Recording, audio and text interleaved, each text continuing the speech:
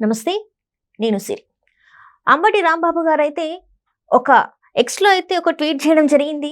ఇంతకీ ఆ ట్వీట్ అర్థం ఏంటంటే, ఇంకా రాజకీయాల నుంచెల్లి నేను నిష్క్రమిస్తున్నాను అన్నట్టుగా అయితే ఒక ట్వీట్ అర్థం వస్తుంది.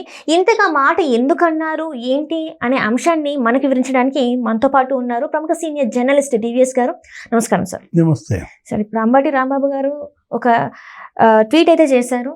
రాజకీయ నిష్క్రమణ చేస్తాను అని చెప్పేసి. ఇంతకు అది ఎందుకన్నారు? దాన్ని వెనకాల అసలు ఏం జరిగింది సార్?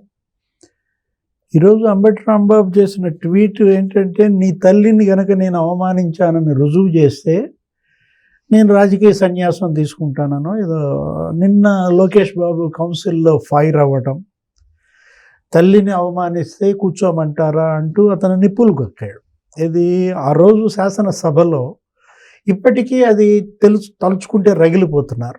ఏంటి వాళ్ళంతా కూడా, ఏంటి లోకేష్, నారా భువనేశ్వరి ఉద్దేశించి వాళ్ళు చేసిన వ్యాఖ్యలు కొన్ని రికార్డ్స్లో ఉండొచ్చు, కొన్ని రికార్డ్స్లో లేకపోవచ్చు, లేదు తీసేయచ్చు. చిట్ చాట్లో మాట్లాడుతూ అనొచ్చు, లేదు మైక్లో అనొచ్చు. కానీ ఆ మాటలు అదేంటి, అది మృగ భాష.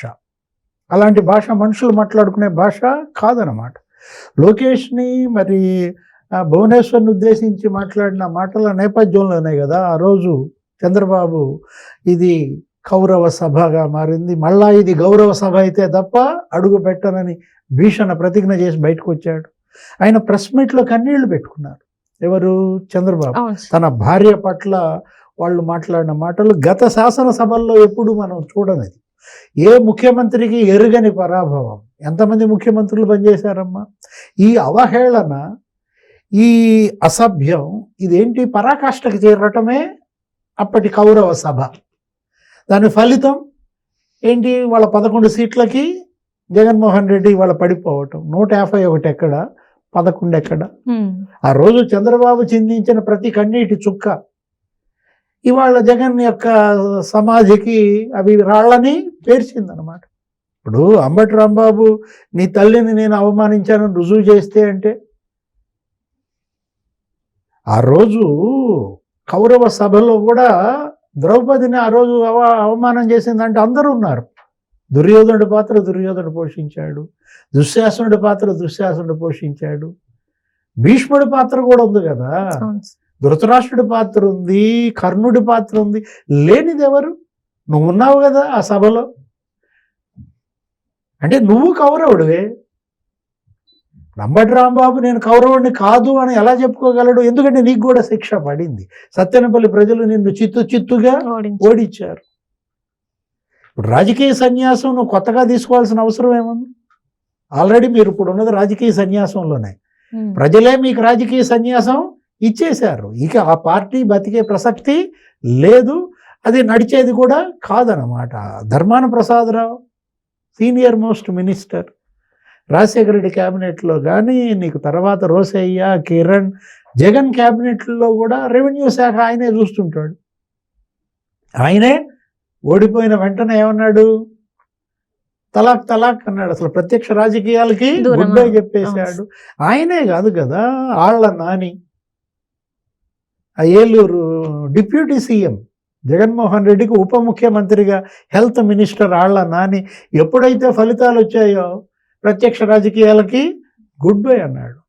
ధర్మాన్ అంటే ఇంకా సీనియర్, 70 ఏళ్ళు దాటిన పరిస్థితి. ఇవాళ ఆళ్ల నాని చిన్న వయసే. ఎంత ఉంటాయి మహా ఉంటే ఇంకా 60 కూడా రాని పరిస్థితుల్లో. మరి ఎందుకు అంత రాజకీయ వైరాగ్యం వచ్చింది? అంటే జగన్ని నమ్ముకుంటే భవిష్యత్తు లేదని ఇవాళ అందరూ పార్టీలు మారుతున్నారు, ప్రత్యక్ష రాజకీయాలకి గుడ్ బై చెబుతున్నారు. ఇప్పుడు అంబటి రాంబాబు కూడా ఇవాళ గుడ్ బై అంటే ఏంటి? ఇప్పుడు దాకా అతనే ఇవాళ వాయిస్ ఆఫ్ వైసీపీ. జగన్ ఆయనే కదా మౌత్ పీస్. కాకపోతే అతను జగన్కు మంచి చేస్తున్నాడో చెడు చేస్తున్నాడో అర్థం కావట్లేదు. ఏది అదేదో తిరుపతిలో ఎవరో ప్రమాణ స్వీకారం, అదేంటి భూమన కరుణాకర్ రెడ్డి పార్టీ అధ్యక్షుడిగా ఆ సభలోనూ ఎక్కడో మాట్లాడుతూ ఏమన్నాడు? ఇప్పటికి కూడా ఆ వీడియో వైరల్ అవుతోంది నీకు సోషల్ మీడియాలో. మేము తప్పులు చేసాము అందుకే ఓడిపోయాము, మేము తప్పులు చేశాం కాబట్టి చిత్తుగా ఓడిపోయామని అంబటి రాంబాబే అంటున్న మాటలు వీడియో, అది జగన్కి మంచి చేసేదా మంచి ఇప్పుడు చేసేది ఈ రోజు ఈ కామెంట్ నువ్వు అనాల్సిన అవసరం ఏంటి? గుమ్మడికాయ దొంగ ఎవడంటే భుజాలు తడుకున్నట్ట. నా తల్లిని అవమానించారు అని ఆ కుర్రాడు అంత రోషపడి పౌరుషంగా మాట్లాడుతున్నప్పుడు ఇవాళ ట్రెస్పాసర్ షుడ్ బి ప్రాసిక్యూటెడ్. హద్దు మీరిన వారు శిక్షింపబడాలి. ఇది బైబిల్ సూక్తి, మనం చెప్పేది కాదు. ఆ రోజు అవహేళన చేసిన వాళ్ళల్లో నువ్వు లేవా? ద్వారంపూడి చంద్రశేఖర్ రెడ్డి అసభ్యంగా మాట్లాడలేదా? నువ్వు అదే కోట్ చేస్తూ నువ్వు కూడా ఎగతాళి చేసావు కదా సభలో. అంటే వల్లభనేని వంశీ దగ్గర నుంచి బిగినైంది ఆ వాగుడు. వల్లభనేని వంశీ క్షమాపణ చెప్పాడు తర్వాత, నీకు గుర్తుండే ఉంటుంది. అమ్మ నన్ను క్షమించు తల్లి, నేను అనకూడని మాట అన్నాను భువనేశ్వరమ్మ నువ్వు అని వంశీ నీకు వీడియోనే వదిలాడు. ఇప్పుడు వల్లభనేని వంశీ, కొడాలి నాని, అంబటి రాంబాబు, లేకపోతే రోజా, వెల్లంపల్లి శ్రీనివాస్ వీళ్ళంతా కౌరవులే కదా. ఇప్పుడు ఆ కౌరవ సభ కాదు ఇది. ఇప్పుడు ఇదేంటి? గౌరవ సభగా మారింది. ప్రజలు చంద్రబాబు కోరిన తీర్పు ఇచ్చారు. కౌరవుల్ని 11 స్థానాలకే పరిమితం చేశారు. కానీ సభకి వెళ్ళమంటారు. శాసనసభకి వెళ్ళటానికి జగన్మోహన్ రెడ్డికి ముఖం చెల్లటం లేదు.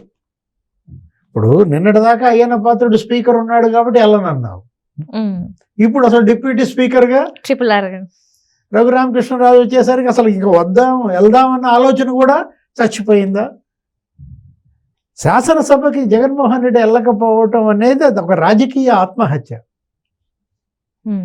Political suicide. రాజకీయాల్లో నీకు తెలుసు కదా, హత్యలు ఉండవు, ఆత్మహత్య.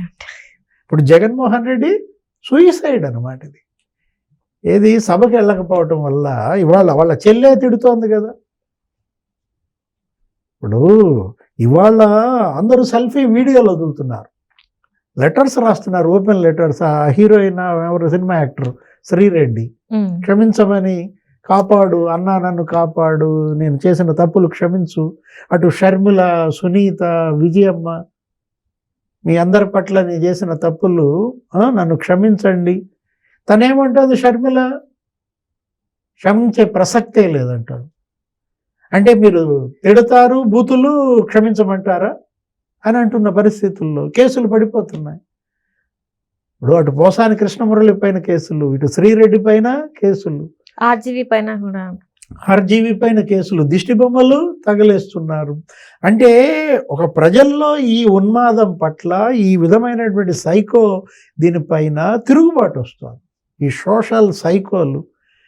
ఈ పరిస్థితుల్లో మరి అంబటి రాంబాబు కూడా ఒక సెల్ఫీ వీడియో వదులుతాడా? ట్వీట్ ఎందుకు? సెల్ఫీ వీడియోనే వదిలేయచ్చు కదా, లేదా ఓపెన్ లెటర్ ఒకటి రాయొచ్చు కదా శ్రీరెడ్డి లాగా. అంబటి రాంబాబు కాదు అతను అవహేళన రాంబాబు అయిపోయాడు. Right sir, thank you so much sir. నమస్తే.